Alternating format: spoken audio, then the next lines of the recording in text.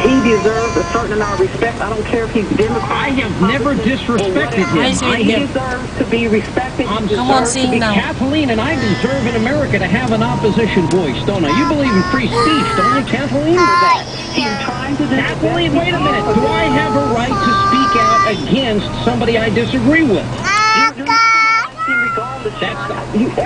You're right. I have made a determination that I think he is a disaster. His radical ideology, he is weak on homeland security and national defense. He is That's your driver, Takyan. taking over banks, dictating pay, financial institutions. His stimulus is reckless, and healthcare, it will destroy the best healthcare system in the world. I'm entitled to that opinion. I still live in America, right, Kathleen?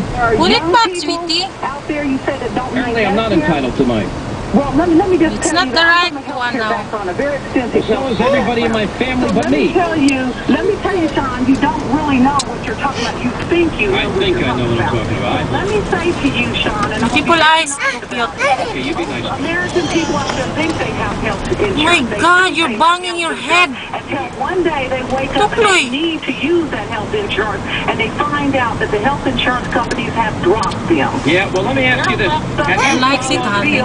Kathleen, have you ever followed any of the articles that we're telling you about? For example, we got babies born in hospital corridors, bed shortages, force 4,000 mothers to give birth in lifts, offices, and hospital toilets. Have you been following the VA's book, Your Life, Your Choices? Have you been following the cost analysis by the CBO for Obamacare? Have you been reading how many people will be forced into the government system? Are you concerned that the people that have socialized medicine can't stand it, that it has not lived up to their expectations? Has any of that impacted your thinking at all? Like that only. In the world, so whatever you're comparing it to, whatever. Oh, you're so cutie. But we have a lot to do with improvement on. There's a lot to gain improvement. But your I don't nose have is a not problem with that. too long I'm all enough for it. I am for improvement. Experience that we need to be working on to get better and to improve that, and to cut a lot of weight. Like your daddy's I'm for that too.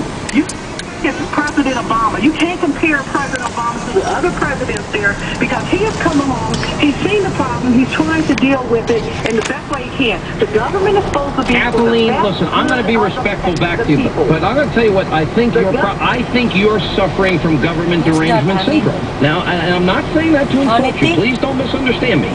But, you know, in spite of the overwhelming, incontrovertible amount of evidence that I keep bringing up here, the post office is broke. Fannie and Freddie nearly destroyed our banks and our financial institutions. Medicare's broke. Social Security's broke. Everything's broke. You, for whatever reason, think the government's going to solve this problem. And I think you're delusional. That's a driver. That's a any other way to put it. I'm saying it nicely. They are sick, and they are in the hospital, and they are absorbing a lot of the health care in this country. You keep talking about young people who don't want to pay insurance because they're healthy. Well, let me tell you, Sean, I see it every day. I've seen it for the last 25 and 30 years. And put yourself in this position, and also put your mother in this position.